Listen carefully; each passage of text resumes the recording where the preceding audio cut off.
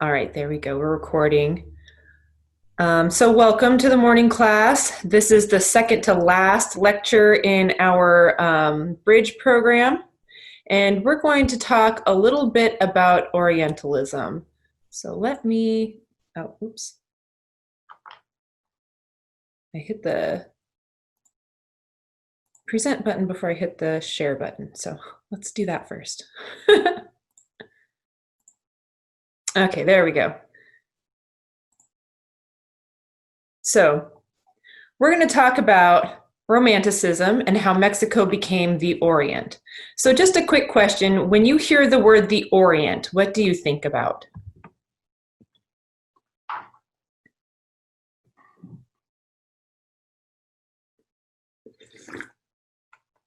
No wrong answers. There's a reason you think certain things about the Orient.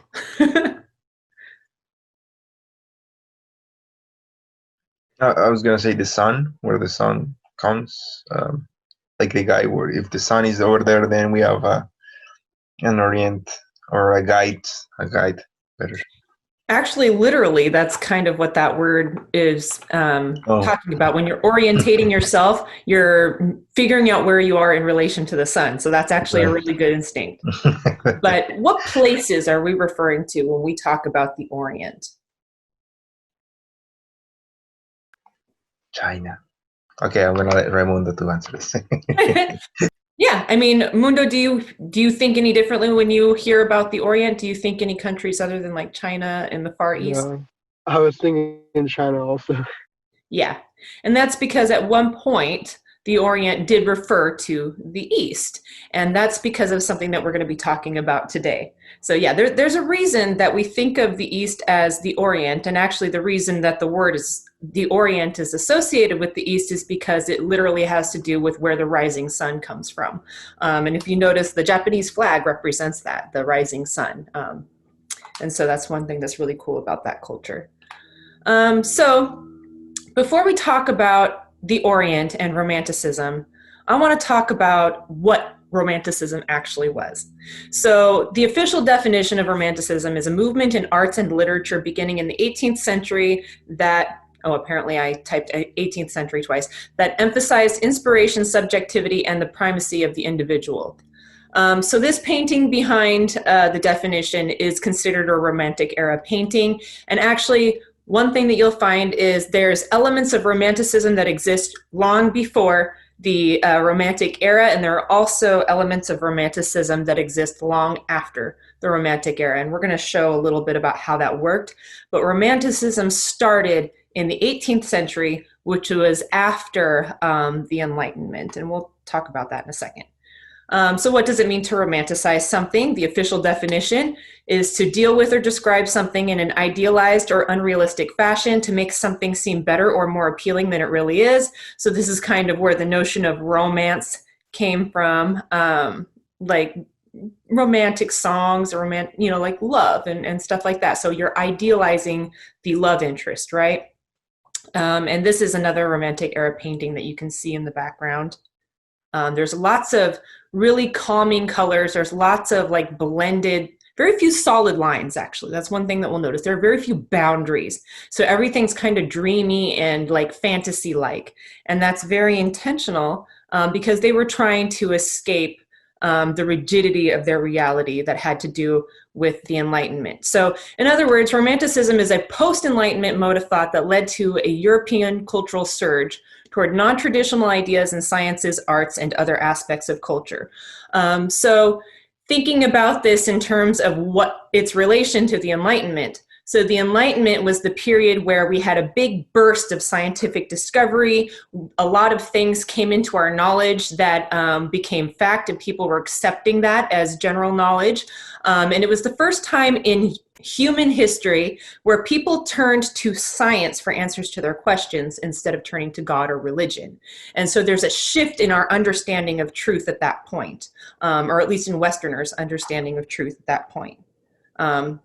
And as you can see, there's an image, and there's something very foreign about the way that this woman looks in the image behind it. And actually, that's not necessarily even a painting from the Romantic era. That's fashion from the Romantic era.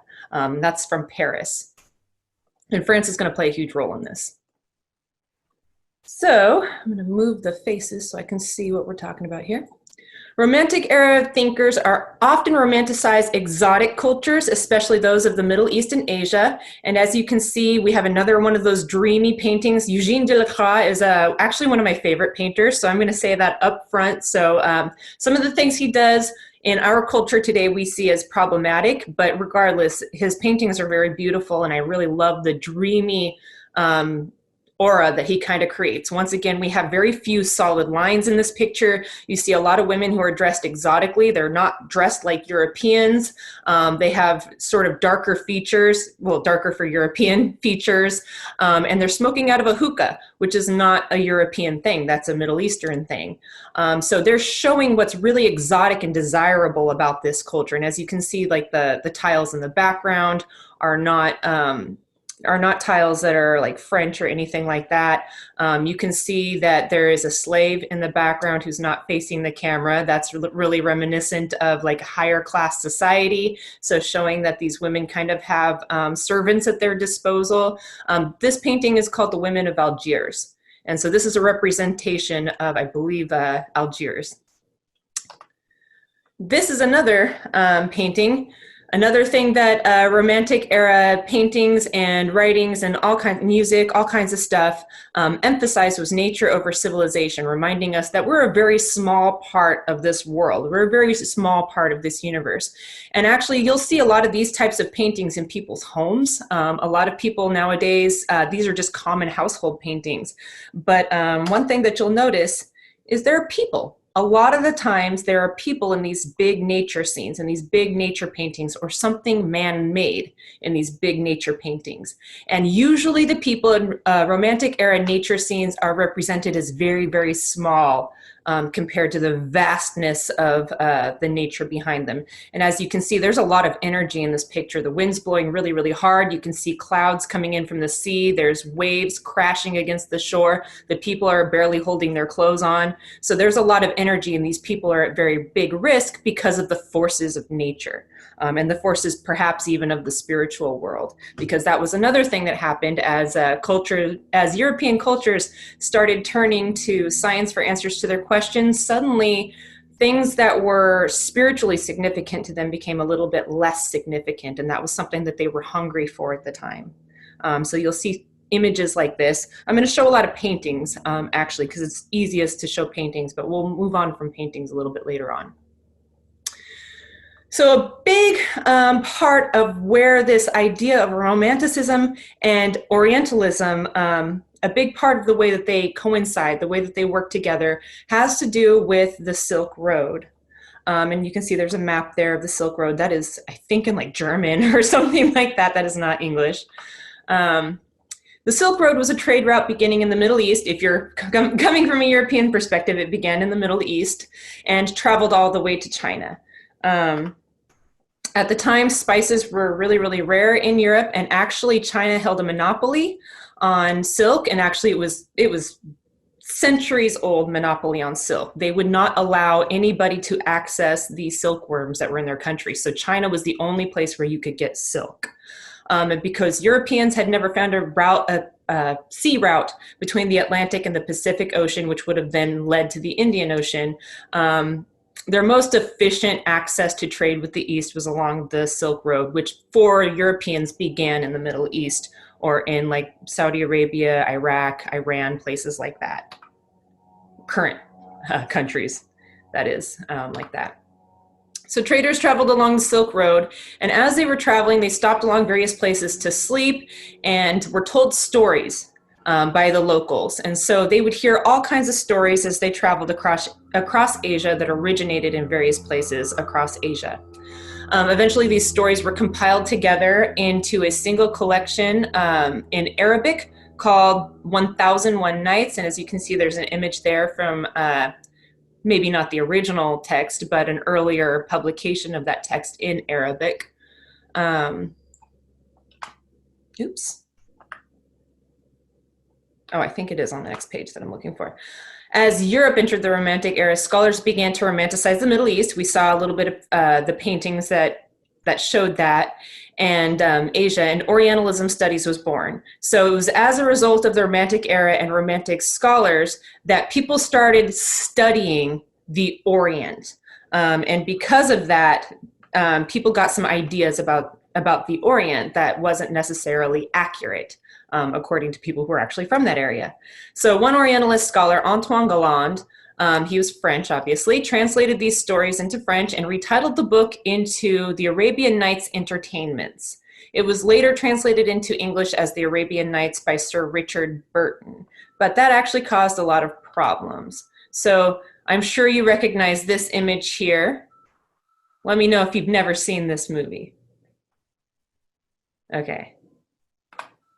So this is Aladdin, the story of Aladdin, and actually both of these images represent the story of Aladdin. Ultimately, Galland renaming the text from 1001 Nights to the Arabian Nights Entertainments created confusion in Western minds about the origin of many of the stories that were contained in that volume, including the Chinese story Aladdin and the Wonderful Lamp. So we can see here in this Disney representation from the 90s, I think this came out in 1992, that this is an Arabic story because it's from the Arabian Nights.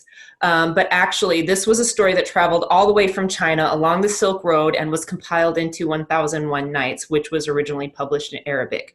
So there was a lot of confusion about where a lot of these stories came from. This isn't the only story that was really confused. There are other stories in the text, and especially as you're traveling from countries that had a lot of Muslim people. A lot of people had Muslim names.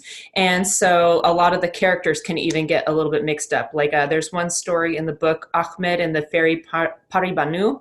And I think that's even an Indian story, but that was once again confused as an Arabic story. And so a lot of people will talk about it as if it's from the Middle East, and that's not accurate either. So there is a book, and I've talked about it a little bit with you guys, by Edward Said called Orientalism. And in that book, he describes Orientalism as the process of examining, teaching, and learning about and representing the Orient through the eyes of the Occident.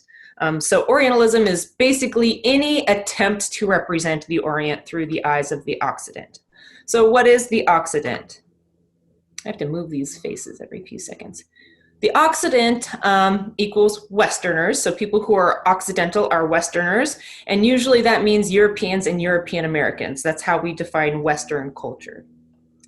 But this has a little bit, Orient or Oriental has a little bit more of a complicated definition to it. So Orient or Orientals are non-Western according to this field of logic, which doesn't necessarily mean that they're Asians. But there are a couple of different criteria that they need to meet in order for them to be orientalized by Europeans. And initially, like I said, this began with studies about Asia, but eventually broadened out. So one of those things that needs to happen is that the culture needs to seem formidable to the Occidental power. In other words, they need to be feared by the Occident. And another thing that happens is that they need to be simultaneously romanticized by the Occident. So I'm going to show you a lot of examples in the coming slides, and I want you to pay attention to those two criteria because that's very consistent. And there's, of course, not just this binary of Orient and Occident that exists, but there are some people who are left out that don't fit into that category, who are not considered formidable to the Occidental power and are not exactly romanticized by the Occident. And so usually this story is portrayed as a binary, East versus West. But what we end up actually having is representations of a third kind. And so this, you can see examples of this today. So what about people who are not Orientalized? People who are not Orientalized, and Edward Said I don't think talks about this, but this is something that you can see once you access how to determine whether or not something is Orientalized. But there are some people who are portrayed as tribal. And historically, we have Native Americans who are portrayed as tribal, and we have Africans who are portrayed as tribal. And there are probably other cultures as well, like Native Australians and stuff like that. But those are the two big ones that Europe focuses on as tribal. And that's not necessarily true. A lot of cultures in Africa actually held huge civilizations, and as we know about Native Americans, there are actually some natives who actually held big empires, but that's not really how Europe saw them. So representations that the Occident, of people from tribal peoples, that the Occident deems as tribal at least, are often portrayed in our media, or in their media, all the way through our media, as childlike, irrational, animalistic, unpredictable, all those kinds of things. So if you think about the idea of a Western, like you have cowboys versus Indians, that classic American idea. And Sebastian, I'm sure you heard about like the whole cowboys versus Indians thing in Colombia too, right? Like that's a very common stereotype for America. Yeah. Yes, the type of American is the one talking with a different accent, like the one that I hear commonly, and yeah, the big groups are those two.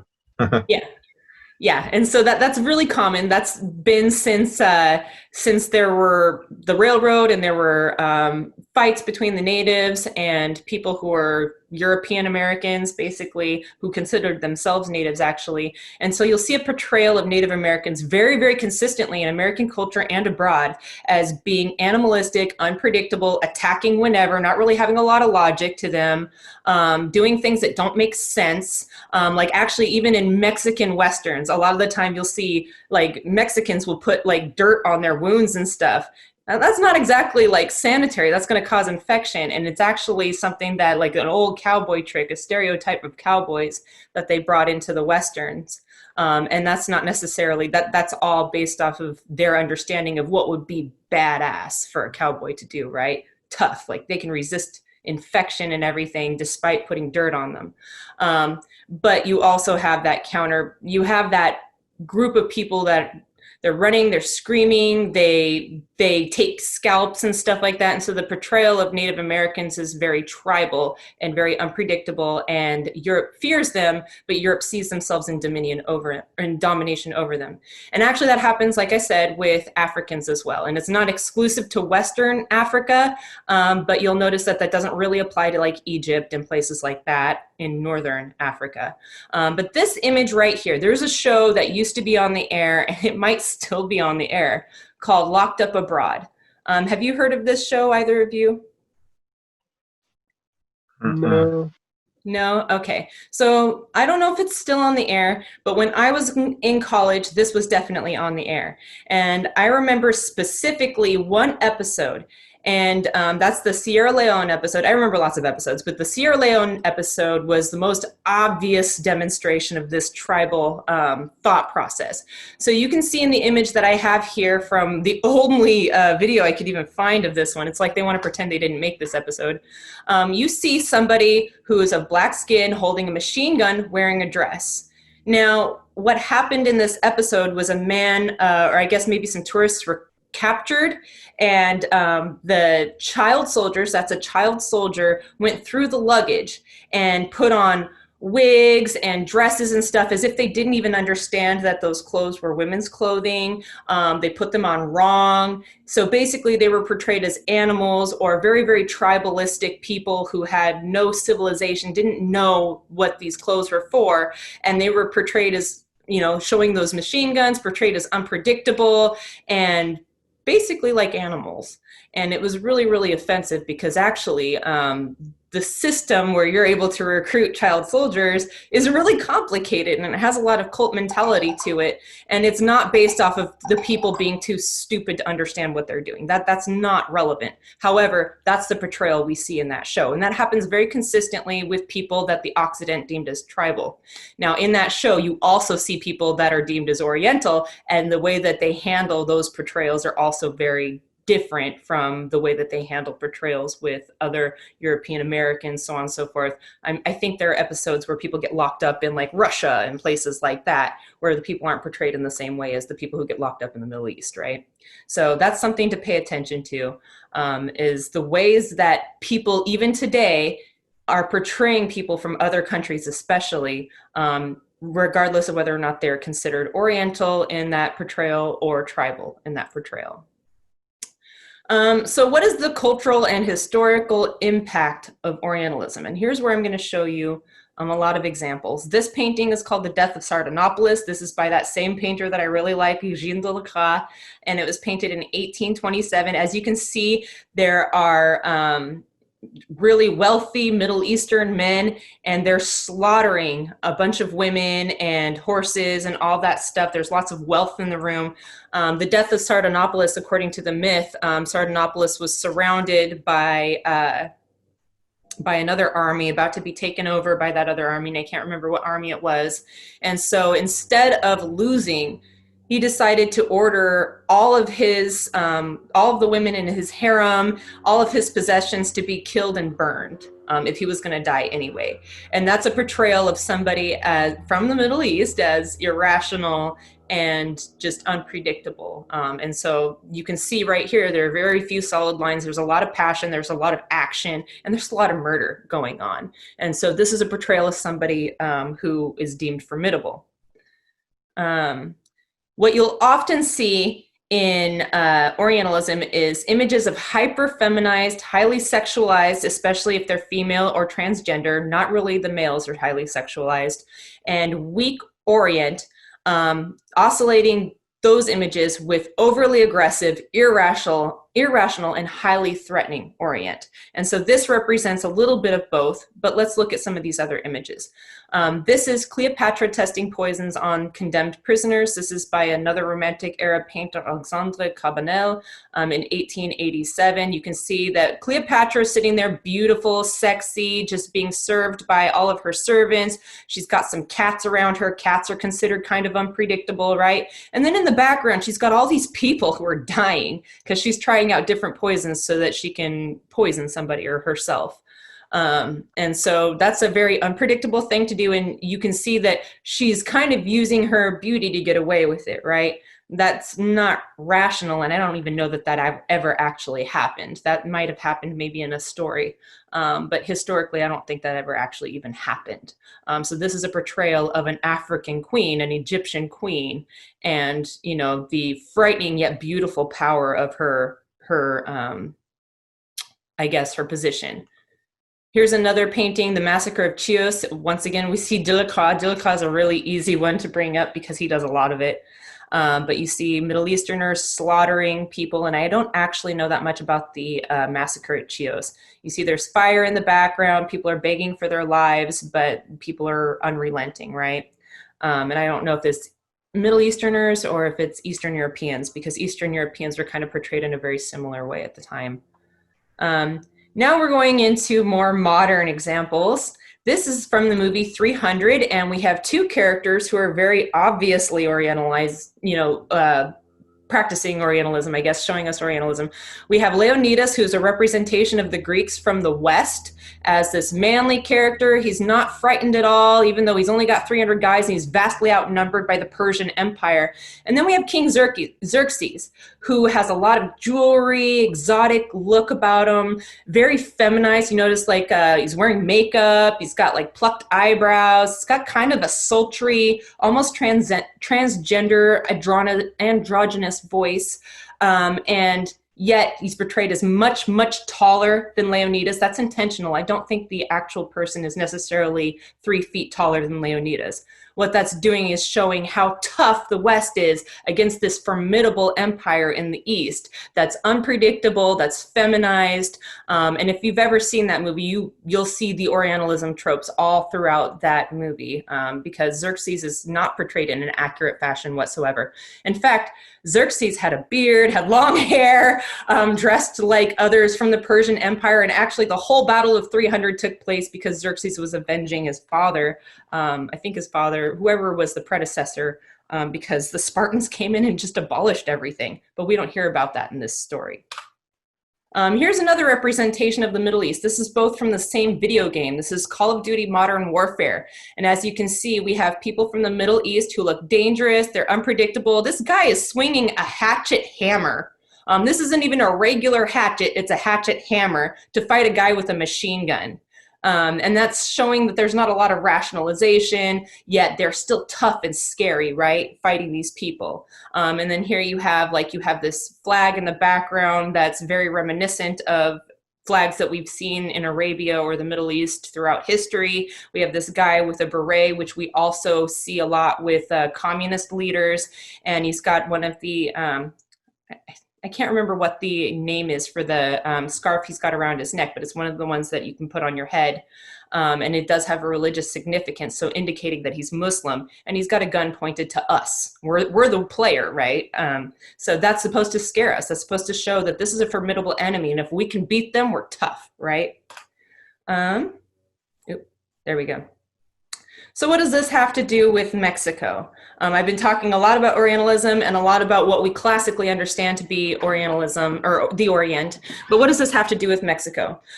So thinking about the portrayals like that in The Conquest of New Spain by Bernal Diaz, Mexico was definitely seen as formidable by Europeans, especially the actual Mexican empire that later became convoluted as being everything within the borders of contemporary Mexico, but as we know from reading the book, that's not the case. The Tlaxcalans, for instance, were not Mexican, and at the time would never allow themselves to be called Mexican. And so they're seen as much larger, even today, than they actually were at the time. And because much of Mexico is tropical, with exotic resources of which Europe had never even dreamed, like tobacco, chocolate, tomatoes, corn, beans, chiles, a lot of resources that even tomatoes, which we currently attribute to coming from Italy because they have all of those dishes that have tomato sauce, that came from America. Those dishes were made after America was discovered and that crop was brought back to Europe.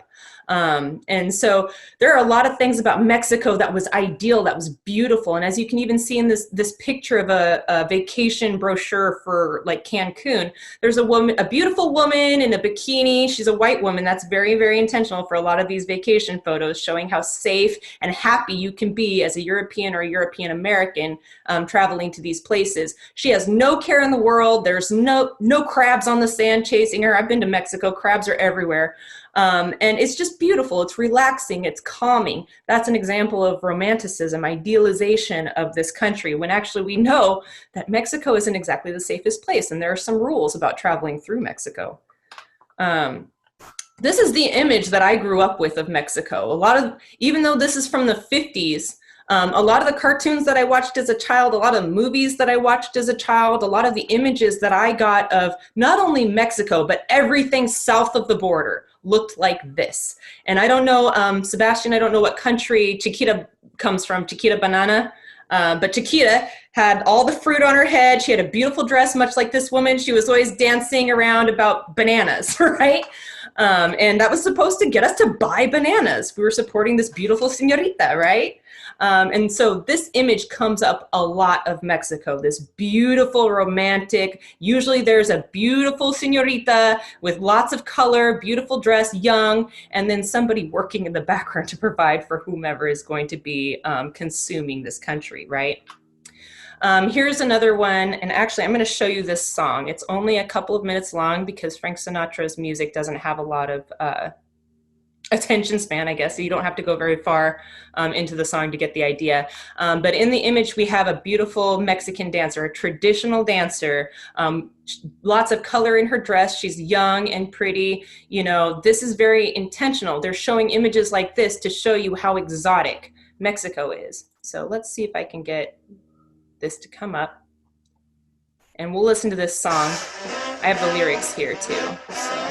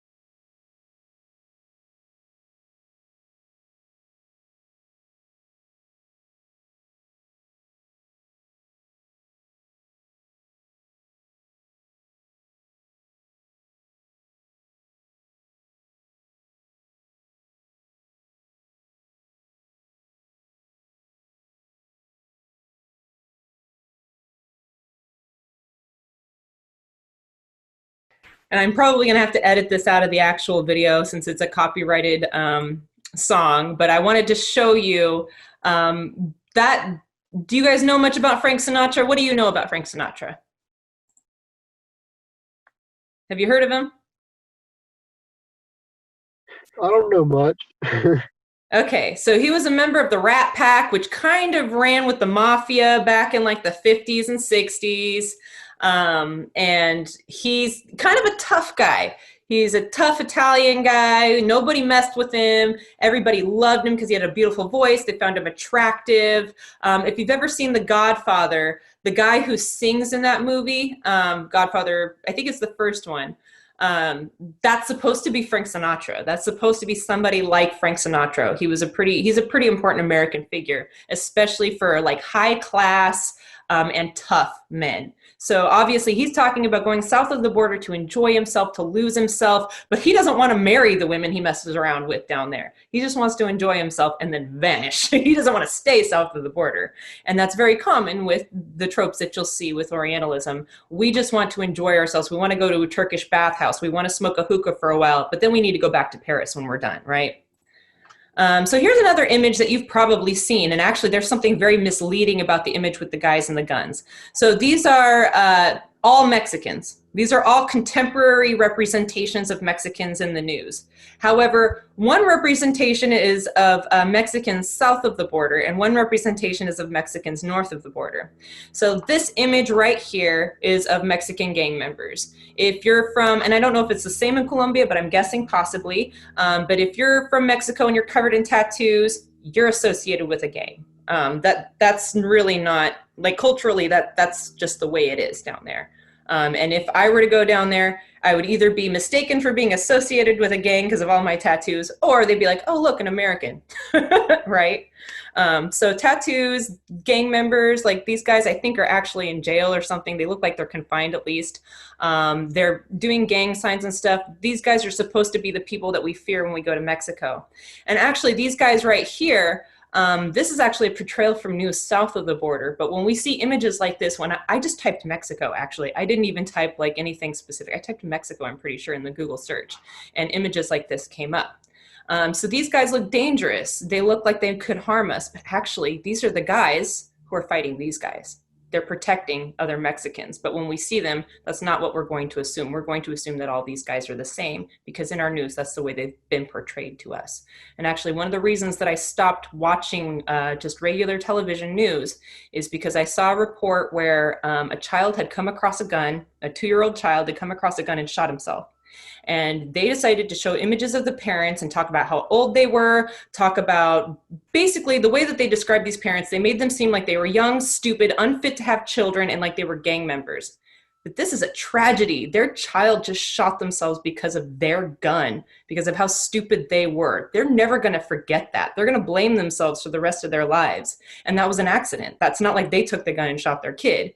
That was a representation of parents as being the problem, when actually that problem maybe had a little bit to do with their naivete and maybe a little bit to do with their what they're involved in, but otherwise that was a tragedy for them, and that's how it should have been portrayed, and that's probably how it would have been portrayed with white Americans. So portrayal of Mexican, especially Mexican men, but of Mexicans or Latinos in general, who if Trump says Mexican, he's not talking about just Mexicans, he's talking about everyone south of the border, just a heads up. But that's the way our media works, is our media tends to do that.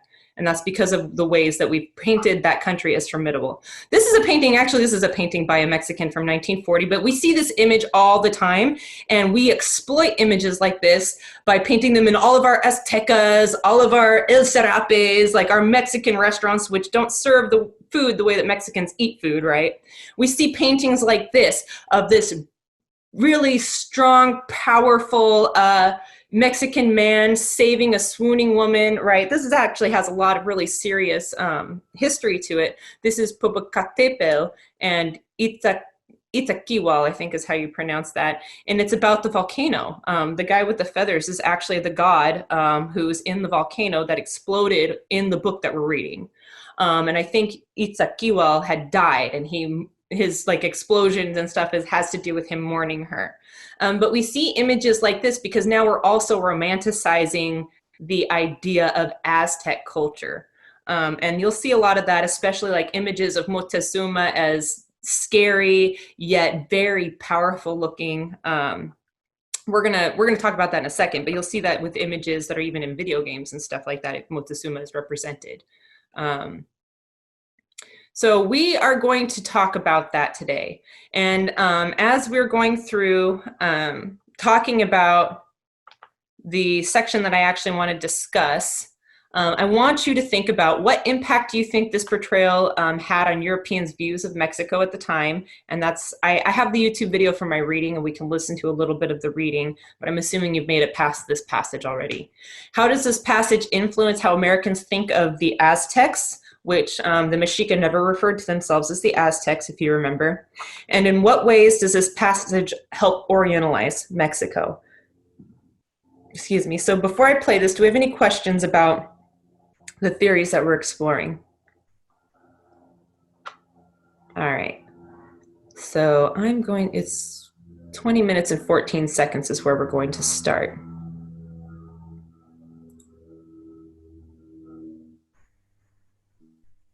Now the hour of your dinner. Okay, so I guess we'll start at 1956. She thanked us for visiting him. We then took our leave with the greatest courtesy and returned to our quarters, talking as we went of the prince's It's probably fine helpful to breeding and have manners, the book. and deciding to show him the greatest respect in every way and to remove our quilted caps in his presence, which we always did. The great Moctezuma was about 40 years old, of good height, well-proportioned, spare and slight, and not very dark, though of the usual Indian complexion. He did not wear his hair long, but just over his ears, and he had a short black beard, well-shaped and thin. His face was rather long and cheerful. He had fine eyes, and in his appearance and manner could express geniality or, when necessary, a serious composure. He was very neat and clean, and took a bath every afternoon. He had many women as his mistresses, the daughters of chieftains, but 2 legitimate wives who were caciques in their own right. And when he had intercourse with any of them, it was so secret that only some of his servants knew about it. He was quite free from sodomy. The clothes he wore one day he did not wear again until 3 or 4 days later. He had a guard of 200 chieftains lodged in rooms beside his own, only some of whom were permitted to speak to him. When they entered his presence, they were compelled to take off their rich cloaks and put on others of little value.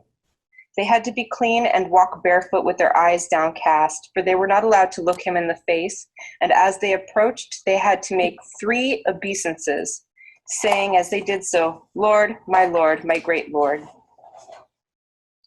Then, when they had said what they had come to say, he would dismiss them with very few words. They did not turn their backs on him as they went out, but kept their faces toward him and their eyes downcast,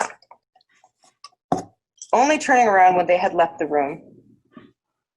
Another thing I noticed was that when other great chiefs came from distant lands about disputes or on business, they too had to take off their shoes and put on poor cloaks before entering Moctezuma's apartments, and they were not allowed to enter the palace immediately, but had to linger for a while near the door, since to enter hurriedly was considered disrespectful.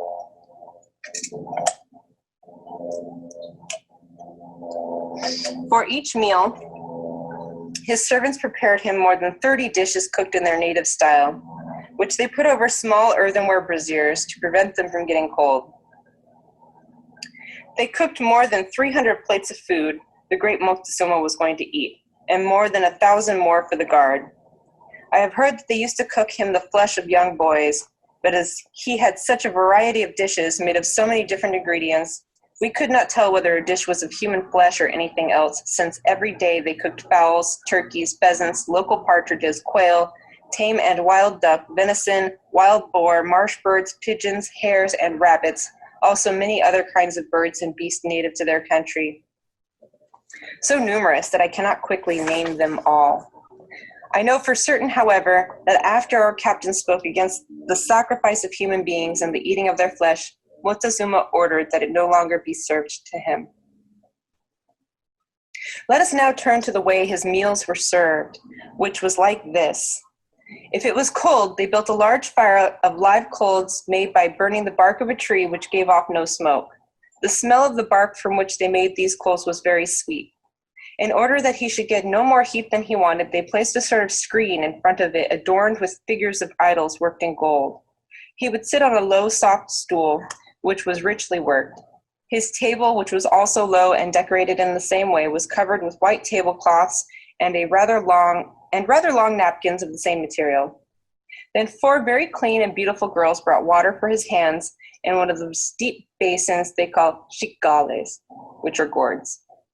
They held others like plants beneath it to catch the water, and brought him towels. 2 other women brought him maize cakes. When he began his meal, they placed in front of him a sort of wooden screen, richly decorated with gold, so that no one should see him eat. Then the 4 women retired, and the 4 great chieftains, all old men, stood beside him. He talked with them every now and then and asked them questions, and as a great favor, he would sometimes offer them a dish of whatever tasted best. They say that these were the closest relations and advisors and judges of lawsuits, and if he gave them anything to eat, they ate it standing with deep reverence and without looking in his face.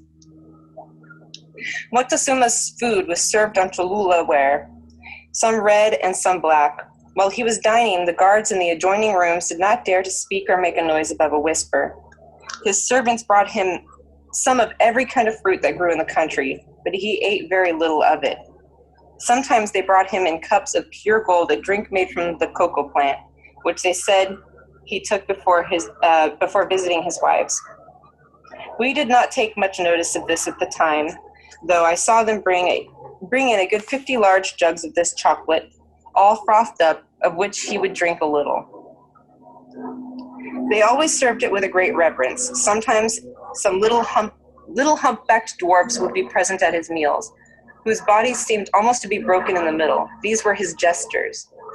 There were other Indians who told him jokes and must have been his clowns, and others who sang and danced, for Moctezuma was very fond of music and entertainment and would reward his entertainers with leavings of food and chocolate. The same 4 women removed the tablecloths and again most reverently brought him water for his hands. Then Moctezuma would talk to these 4 old chieftains about matters that interested him, and they would take their leave with great ceremony. He stayed behind to rest. As soon as the great Moctezuma had dined, all the guards and many more of his household servants ate in their turn. I think more than 1,000 plates of food must have been brought in for them, and more than 2,000 jugs of chocolate frothed up in the Mexican style, and infinite quantities of fruit, so that with his women and serving maids and bread makers and chocolate makers, his expenses must have been considerable. One thing I had forgotten to say is that 2 more very handsome women served Moctezuma when he was at table with maize cakes kneaded with eggs and other nourishing ingredients. These maize cakes were very white and were brought in on plates covered with clean napkins. They brought him a different kind of bread also, and a long ball kneaded with other kinds of nourishing food, and patol cake, as they call it in that country, which is a kind of wafer. They also placed on the table 3 tubes, much painted and gilded, in which they put liquid amber mixed with some herbs, which are called tobacco. Gum of a native tree is what it says in the footnotes about liquid amber. When Moctezuma had finished his dinner, and the singing and dancing were over, and the cloths had been removed, he would inhale the smoke from one of these tubes. He took very little of it, and then fell asleep.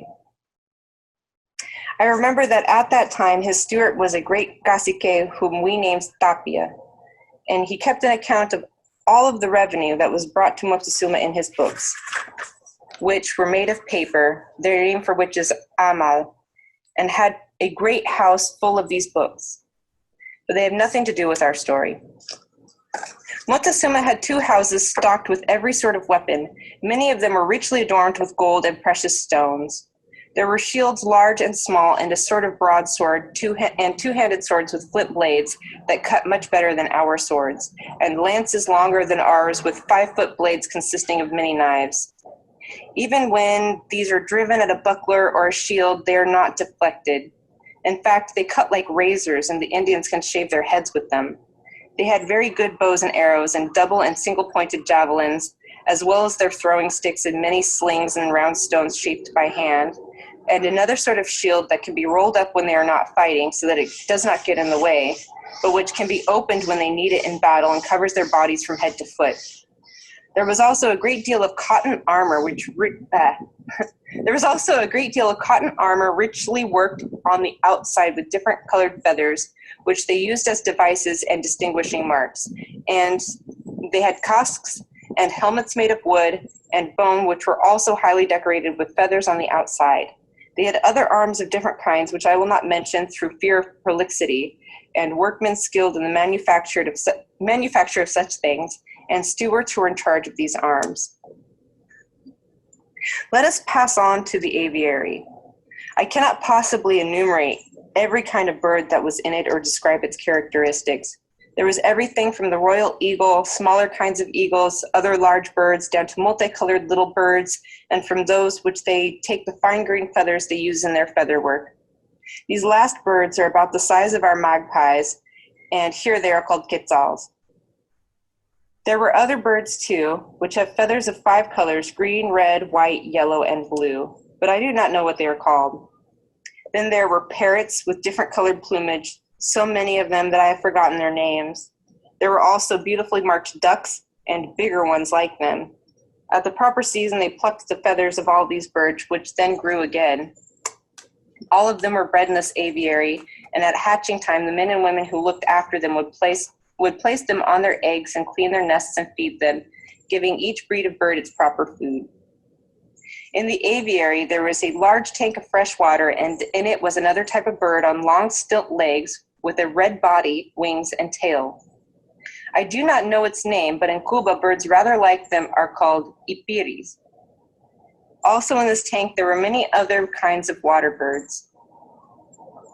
Let us go on to another large house where they kept many idols, whom they call their fierce gods, and with them all kinds of beasts of prey, tigers, and 2 sorts of lion, and beasts rather like wolves, which they called adibes.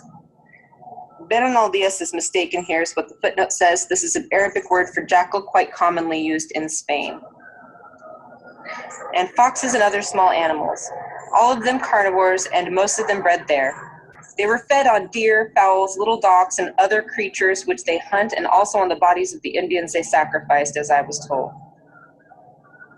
I have already described the manner of their sacrifices. They strike open the wretched Indian's chest with flint knives and hastily tear out the palpitating heart, which with the blood they present to their idols in whose name they have performed the sacrifice. Then they cut off the arms, thighs, and head, eating the arms and thighs at their ceremonial banquets. The head they hang up on a beam, and the body of the sacrificed man is not eaten but given to the beasts of prey. They also had many vipers in this accursed house, and poisonous snakes which have something that sounds like a bell in their tails. These, which are the deadliest snakes of all, they kept in jars and great pottery vessels full of feathers, in which they laid their eggs and reared their young. They were fed on the bodies of sacrificed Indians and the flesh of the dogs that they bred. We know for certain, too, that when they drove us out of Mexico and killed over 850 of our soldiers, they fed those beasts and snakes on their bodies for many days, as I shall relate in due course. These snakes and wild beasts were dedicated to their fierce idols and kept them company. As for the horrible noise when the lions and tigers roared, and the jackals and foxes howled, and the serpents hissed, it was so appalling that one seemed to be in hell. I must speak now of the skilled workmen whom Moctezuma employed in all the crafts they practiced, beginning with the jewelers and workers in silver and gold and various kinds of hollowed objects which excite the admiration of our great silversmiths at home. Many of the best of them lived in a town called Azcapotzalco, 3 miles from Mexico. There were other skilled craftsmen whom worked with precious stones and chalchihuites, and specialists in feather work, and very fine painters and carvers. We can form some judgment of what they did then from what we can see of their work today. There are 3 Indians now living in the city of Mexico named Marcos de Aquino, Juan de la Cruz, and El Crespillo, who are such magnificent painters and carvers that had they lived in the age of the Apelles of old, or of Michelangelo or Bergette in our own day, they would be counted in the same rank. Okay, So I have another paragraph or two that I wanted to talk about, but I think that if you have the book in front of you, you can kind of see, and even just listening to it, you can kind of get the sense of what was going on there. So I'm going to go ahead and I'm going to stop sharing my screen, and that's what we'll talk about today. Let me put those questions in the chat, or actually, they're in white, so I have a feeling that'll actually not work. So the questions are, what impact do you think this portrayal had on European views of Mexico at the time? How does this passage influence how Americans think of the Aztecs? In what ways does this passage effectively orientalize Mexico? So now we'll go ahead and just start talking about the text, and that'll be the remainder of the class for this morning. So what do you guys think?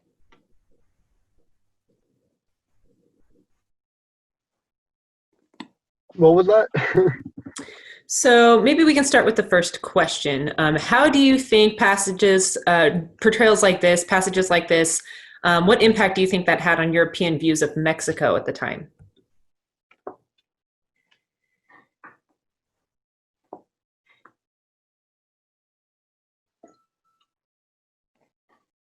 Well, we just talked about Orientalism, so. That Mexico has a lot of treasures. Yeah, so it's showing that Mexico has a lot of riches, especially like exotic riches, right? What else?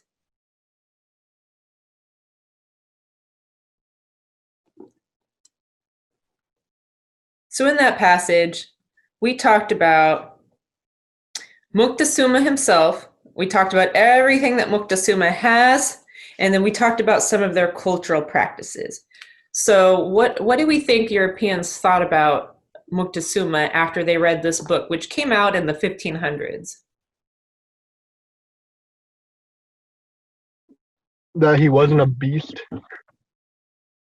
Perhaps, although there, in that passage we have a little bit of a description about him possibly eating people and about their sacrifices.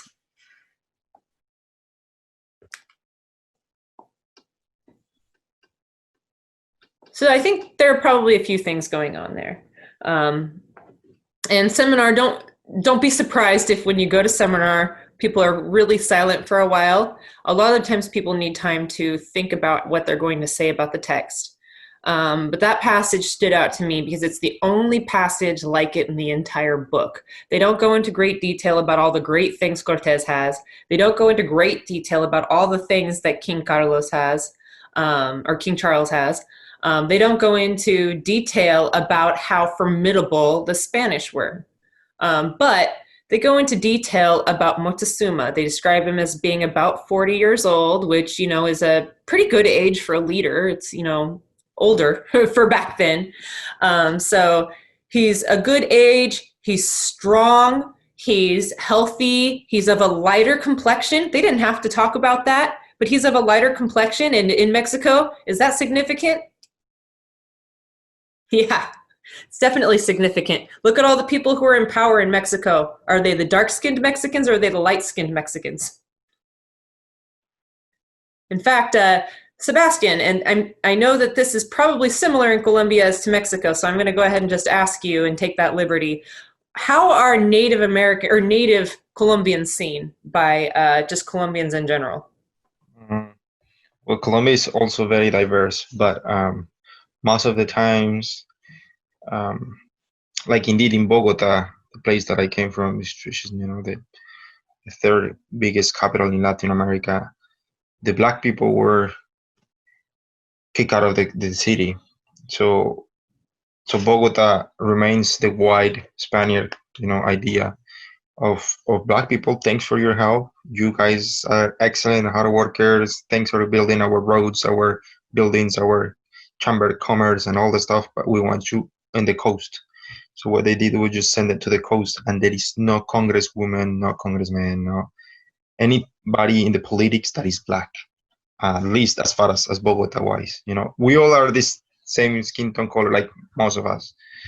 But it's definitely the the situation where we are, like, I consider myself white, between quotations, because I'm not black. But it's either you are black or white. You're not kind of in the middle, and that in the middle situation is very hard, because for example, I came from a family where it's okay to talk about bad about the black people, and it's not. I mean, it's okay to make jokes about them, and then it's super racist. But yes, definitely the white last names that I have, it's a Spaniard last name. In my family, can see other family like, what is your last name? And then your last name, they will be talking to you differently, or probably not even making friends. Yeah, it's wild. Yeah. And actually, when we first started talking about this book, Sebastian brought up a really good point, a really big concern that he had about the ways that students might see the word tribe. Do you want to talk about that? About what exactly? Sorry. The word tribe. Oh, yes.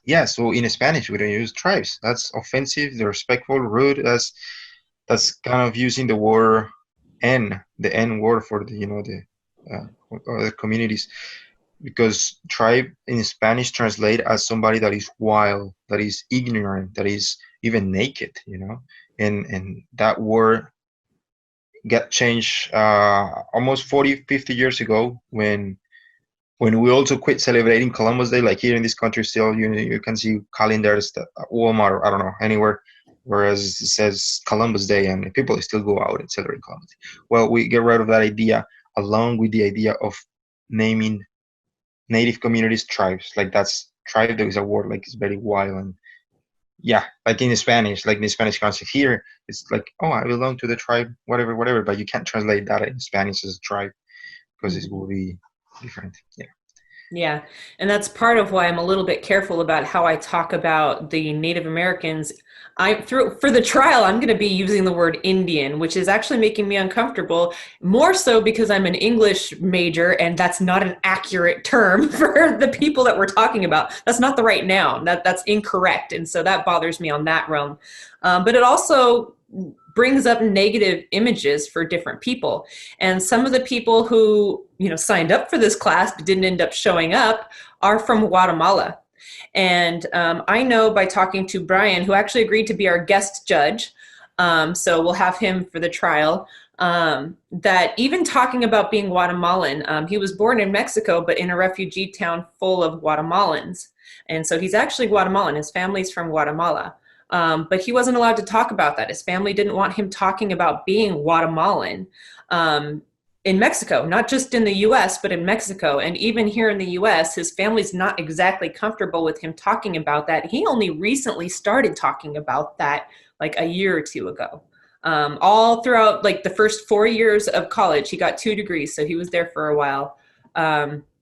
He didn't talk about being Guatemalan. He talked about being Mexican, and that's because of indios and the way the indios or Indians are seen in Mexico. And so students who signed up for this course, if they were to hear their people described as tribal, then that's an offensive term, and they're not going to feel very good about their own people, which might mean that they'll try to deny that they even came from their own ancestral people, right? And that's obviously problematic. So reading passages like this, it's showing that Moctezuma was light-skinned and deserved to be in power, that he was a formidable opponent because he was kind of like Cortez. He was about 40. He had like a thin little beard. He had neatly trimmed hair. He had people taking care of him. But on top of that, he had a lot of respect from his people. He was godlike to his people. His people wouldn't even make eye contact with him. And every time they referred to him, according to Diaz, they would say, Lord, my great Lord, or something like that, right? So they're showing great reverence and they're showing great respect for Moctezuma, which they immediately expected the Spaniards to show as well. And so that's showing Moctezuma to be really powerful, to be really rich, to have a lot of power, to have a lot of wealth, like you were talking about, Mundo, right? But that also shows him as formidable. And actually, a lot of the wealth that they're talking about exotic birds. They're talking about chocolate, which they had never had before. Chocolate, even in that culture, cocoa, the cacao beans, they were money. And so chocolate wasn't something that everybody in the community got to have or even see. chocolate was specifically for religious figures and political figures. And so that showed that Mexico was exotic and beautiful and had a lot to offer for Europeans, a lot of gold. That was a big myth. And actually, I think it impacted more of South America and like the Incan empires, right, than it did actually the Mexican empires, the search for El Dorado. But that's kind of where it began, is they noticed there was a store of gold and they assumed that there was a group of people who had more than even the Mexicans. So there's something really exotic and beautiful about Mexico, and yet very dangerous. And remember that they were vastly, vastly outnumbered by the Mexicans. That was the largest city in the world at the time. So I'm guessing, at least from my perspective, that Europeans thought of these people as frightening yet interesting. And this was long before the Romantic era that this was published, but by the time the Romantic era arrived, this was history, this was truth, this was something that happened, and a lot of people knew about it, right? Or at least a lot of Spaniards knew about it. So let's go on to the second question and see what we can come up with. And I want you guys to maybe do a little bit more talking, because I have answers, but I'm a writer. I always have answers. How does this passage influence how Americans think of the Aztecs?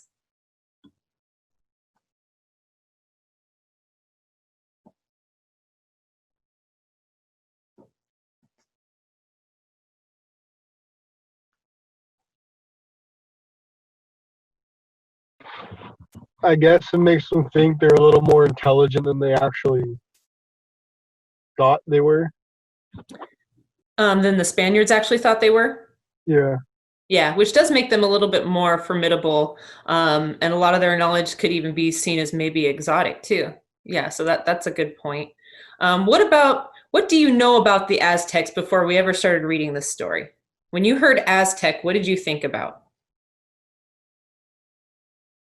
I thought about the pyramids.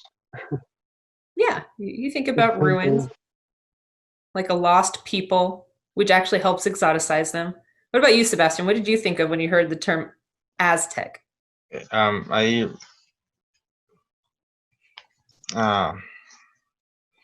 remember the calendar. There is a calendar. That is a circle calendar, and Yeah, that one right up there. yeah, that one. Yeah, I don't know. And I don't even at this point I don't even know if he's Mayan or Aztec. I don't even know. But I just Mexica. thought of that. Yeah, exactly. Yeah, so I just thought on that one. And also, I thought on when they were. I watched a movie a while ago, a very old movie, and they, were wearing feathers on top of their heads and like big, nice, not hats, but some sort of hat. Headdresses. And I thought on that too. Yeah. And actually, like this calendar, I brought it up in one of the other lectures. You can see he's got something in his mouth there. That's Donatillo in the center, and he demanded human sacrifices, and that's what that flint blade means. So, were you going to say something, Mundo? I was going to say, wasn't that calendar the reason people thought the world was going to end in 2012? That's actually a really interesting question. So that calendar is not one that contemporary anthropologists and scholars see as an accurate calendar in terms of counting days and stuff like that. In fact, the Mexica aren't necessarily known for their calendars. That calendar they're known for because that actually it's a calendar, but it's telling a story. It's telling the story of the birth of the 5 sons, and the final son was Donatillo, who demanded human sacrifices in order to maintain the balance of life. So that's kind of explaining a little bit more cultural. The Mayan calendars, the big empire that existed before the Mexica and after the Mexica took over, did end up paying tribute to Mexico, or at least people who come from the Maya, because the Mayan Empire fell long before the Mexican Empire rose. And they were the ones who had astrologists. They had the number 0 before any other culture had the number 0. And they had accurate calendars. And the really accurate one that you're talking about was the long count calendar. And I can't remember, they had lots of calendars. But the long count calendar, that was the one where it counted out all calendars end and then they would start over. That's why they're circular in that culture. But that one they had actually mapped out until the year 2012, and I think it was December 22nd or 23rd of 2012 that calendar actually ended, because it doesn't match up to our calendar. But that calendar is, I think, a solar or lunar calendar, and it's much more accurate actually than a lot of other calendars. In fact, we have to have a leap year. I don't think they have to have a leap year. I think they were able to account for leap years a little bit better than we are. We have to be like, all right, we don't have a 29th of February this year, in order to make sure that we're matching up with the sun. Otherwise, summer would be in the middle of winter for us. So the long count calendar is Mayan, which was a civilization that existed a little bit earlier. And they actually had the first ever, what are they called? Telescope? Observatory. I can't remember what the name of it was, but actually I was talking about it with Brian. It was something where they were able, I think it was like an observatory, kind of like the Griffith Park Observatory that we visited in Hollywood. It was an observatory to look at the stars, the moon, the planets, especially Venus. They followed Venus because that's who they thought was the Mexican equivalent of Quetzalcoatl. In Mayan was Cococan. I actually know a lot more about the Mayan culture than I do about the Mexica. I'm learning as we go with the Mexican culture, about my own culture anyway. But actually, the languages that the other students who signed up for this class and didn't actually show up, they speak Mam and Canjobal, which are dialects of Mayan languages. They're considered, at least in our Western culture, to be Mayan dialects. What that means is these people have paid tribute to the Mayan Empire at one point and have adopted bits and pieces of that main, who we call the Maya nowadays. They were the Itza. So Chichen Itza, that's who people in Latin America consider to be the Maya. But there was a huge empire, and a lot of people, just like with Mexico, a lot of people paid tribute into that empire. It actually was very similar to Mexico. It was very violent and stuff, although Mexico was much, much worse. But yeah, very similar culture, very accurate calendars, and still those dialects from that and that culture still exists to this day. It's just that people see it now as Indios. So they don't talk about it the same way, and they definitely don't call themselves Maya unless they're Itza. So yeah, a few facts there. But yeah, that's a good question, because the Aztec calendar, the birth of the five sons, or the Aztec calendar, we see that as on napkins at Mexican restaurants, right? Like that's a highly exploited image. And that's just supposed to represent Mexicanness. But that contributes to that idea of Mexico is exotic, right? As Mexico is something that is to be desired as a vacation spot, right? So that brings me to the last question, was how did Mexico become Orientalized?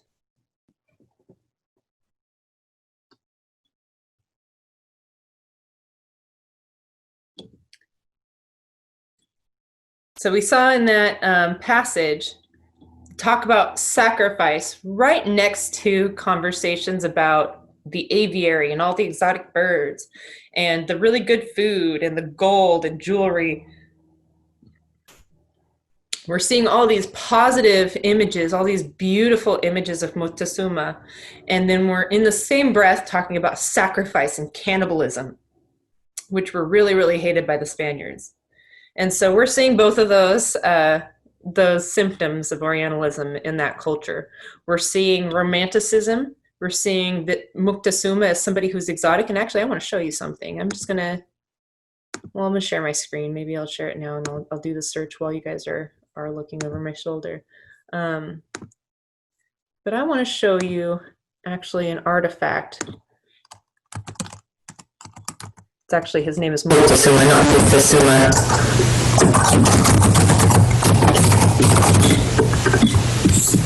Yeah, so let's do images. So this is Moctezuma's headdress. This is something that symbolized him as a leader, as a Tlatoani. And this is a really, really famous headdress. So you'll see a lot of representations where he's wearing this headdress. So this gives you an idea of the extravagance of the riches and the beauty of the things that the Spaniards came across as they were meeting the Mexicans. And those are all quetzal feathers, that bird that they were talking about. So you can see really richly worked, intricate headdress, and it wasn't the only one. There's another one, and this is a reconstruction of it, but this is representing an actual headdress that Moctezuma wore. And that gives us the idea that he's very, very powerful, that Mexico has a lot of resources for us, and that he's very wealthy. In the same breath, he's also a cannibal. He also sacrifices people. And so that can cause, as people from Europe are looking at Mexico, that can cause them to see them as part of what Zaid would call the Orient. Even though they are not in the East, they're treated in much the same way as cultures from the East, or at least empires from the East. So that's something to keep in mind.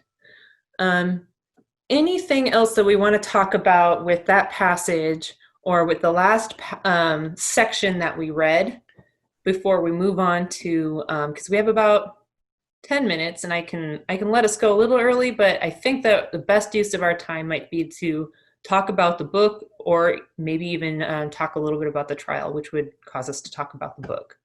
So anything else stand out to you in the last bits that you read? Because you only have the last section of the book left. You only have the remainder of the book left where the conquest ends, which means that the Spanish win in this last section.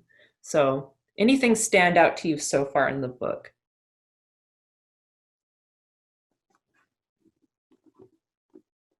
Maybe we can hear from each of you, because we just heard the passage that stood out the most to me, because it was unlike any other passage in the entire book, and that's the description of Moctezuma and basically of his princeliness. So either of you, what's something that stood out in the book that you've read so far?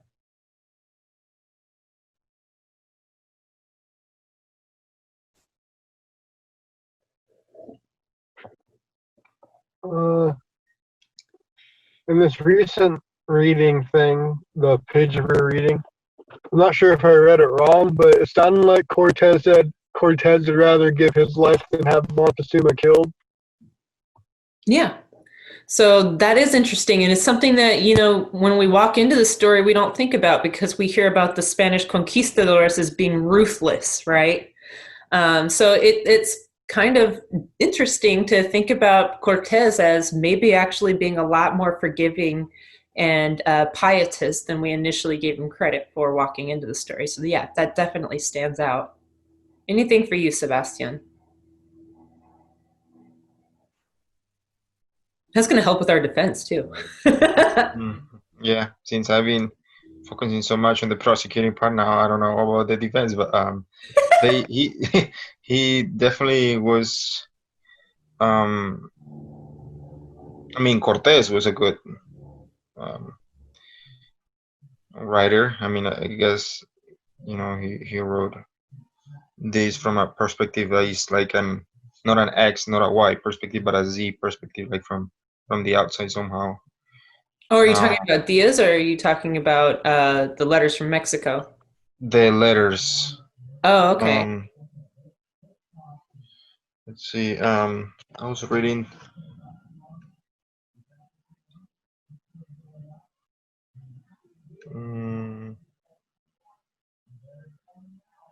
I think of something right now, but I've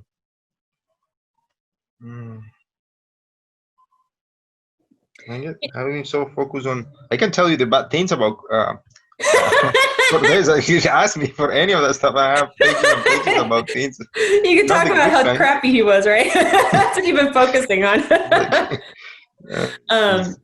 Well, I guess one thing that I remember I wanted to talk about a second ago, so maybe that can help us talk a little bit about this with the remaining time that we have, is you told me a story, I think it was last summer or this last year, about like in Colombia, they had found gold that was lost by the conquistadors. Oh, Spaniards.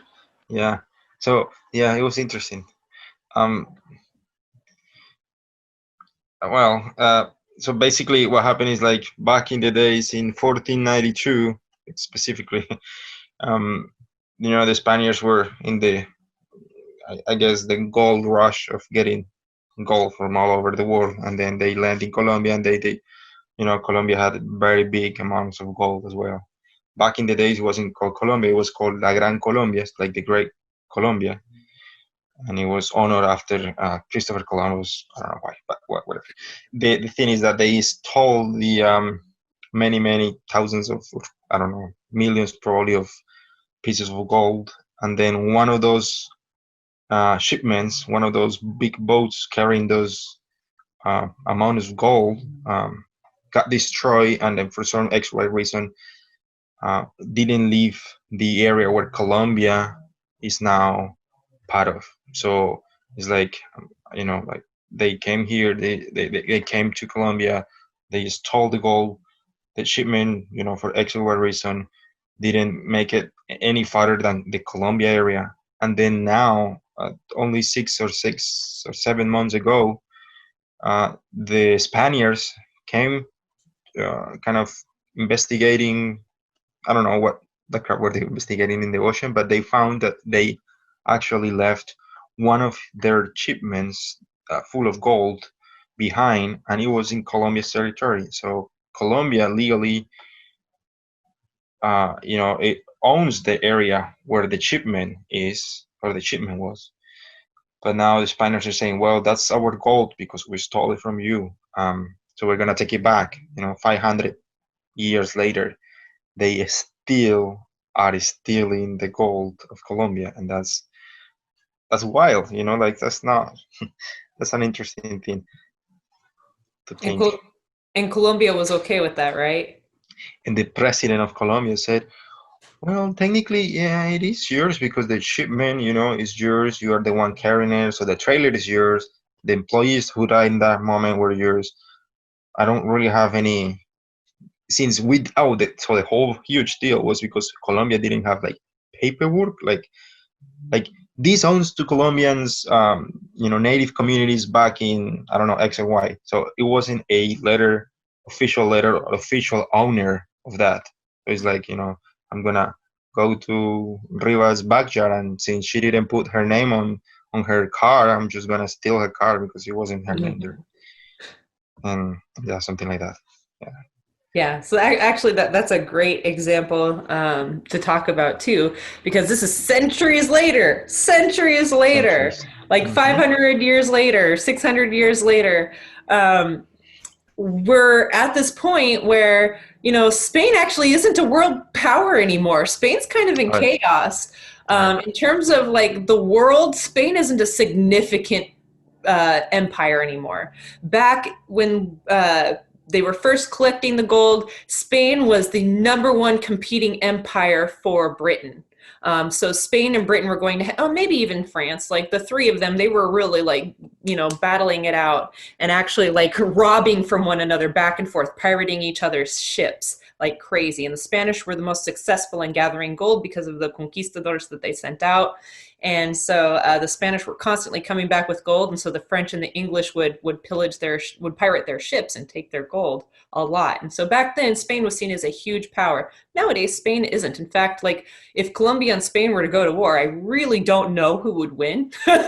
Especially if Spain went to Colombia to fight that war, there's a really big chance that the Colombians would win because Spain can't live in the jungle. Like the Spanish can't live in the jungle. That maybe back in the 1500s, but I don't believe they can anymore.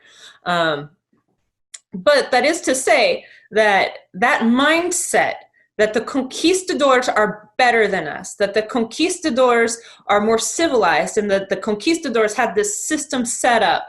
They had this king, they had this powerful empire. So they still have the right to come and take the gold, right? Even though that's actually not the case anymore. That's still how Colombia is looking at it. That's still how Mexico looks at it. That's still how a lot of countries look at it, is that these empires that used to be major are still a huge force. I mean, Colombia, they still speak Spanish. They don't speak Quechua or Aymara or anything like that, right? They speak Spanish. Our last names are all Spanish last names. And so that's part of the effect that it has, is not only do Europeans feel entitled to that power, or European Americans even, and that American being both Americas, they still feel kind of entitled to that power because of the lessons that were passed down to them through their ancestors and their history, saying, we conquered, we came, we were tougher than everyone else, we were outnumbered, and we still won, therefore we deserve this, we're entitled to it. And the people that they conquered are also still seeing themselves that way because they were taught the same. In fact, they were taught to destroy their own history. Part of the reason that we get the Mayan calendar and the Aztec calendar mixed up is because historically speaking, and even politically speaking, when we hear the president talk, they're all one people. They're all one race, which, you know, to a degree we've kind of accepted, you know, raza. But on the other hand, we're not the same people. Sebastian's people and my people are from very different parts of the world, spoke very different indigenous languages when they spoke those languages, and probably would have murdered one another if they ever met. They are not the same people, and they would have never considered themselves the same people. But we're in a world that's been shaped by the history that's been taught to us through this European or Western or Occidental is probably a better way to put it, this Occidental lens. And so we end up accepting that, oh, Indios don't need to be in power. We'll have the lighter skinned people in power in Mexico, right? There's something else I wanted to say about this too. Dang it, I was on a roll with it and I lost my thought. But what are you guys thinking? What are some last thoughts before we close this up, and maybe I'll remember what I was going to say. No, I was just gonna say that Cortés was a very ambitious person, and you know, the way that he landed in an island first, and he was like, well, I mean, if we can conquer this, we also can conquer, I don't know, anywhere else. And then he just keep thinking of making his power stronger and stronger, along with the idea of I don't know, I feel like he gained their friendship at first, you know, when he was talking to Moctezuma, or when he landed in Tabasco, in the very first place that he landed. He didn't land with like, I'm gonna kill you. No, he landed like, hi, it's me, Cortés. I just wanna know what's going on here. Like, he wasn't really, I don't know, so like, his strategy was more, yeah, way more like his audacity, because he was audacity, like his audacity was unique, and the way that he was gaining, you know, friendship, like, I'm gonna gain your friendship, and then I'm gonna see what can I change from my friendship with you, and then I'm gonna little by little ended up, you know, conquering, or not conquering, but at least setting up the idea of his ideas were the ones that people need to follow from now on. Yeah. And that's you know, that's interesting. That's exactly what happens these days, you know, like people that gains your friendship, your relationship, and you kind of establish a connection with somebody, but then that person take over even the way that you were before, and it makes you feel like, oh, I was dressing this in the wrong way. Okay, I'm gonna dress it because my new friend is telling me to do so. Yeah. And actually, that I remember what I was going to say now. So you talked about Colombia not having the paperwork to claim rights to that gold because Spain had set up that's actually a Spanish system. That's a European system, having to have paperwork in order to lay claim on something. How would the native people of Colombia have had that paperwork that said, this is my gold, when they didn't need to have that to begin with?